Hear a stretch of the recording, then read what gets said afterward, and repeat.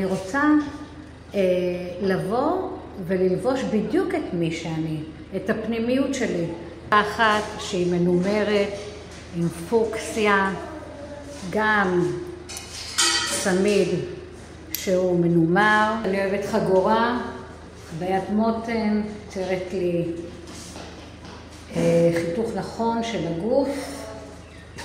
גם מנומר, שזה משתלב יפה עם הכחול. רציתי ללכת על המונוכרומטי, שמתי לי עליונית בצבע ג'ינס, שהוא מאותו גוון של כחול אבל טונים שונים, תיק מאור בצבע תכלת, והגילים, שרשרת, וההופעה שלי בצבע מונוכרומטי. אהבתם? ועכשיו אני לבושה את מי שאני, את מה שאני רוצה ללבוש, את הזהות הפנימית שלי.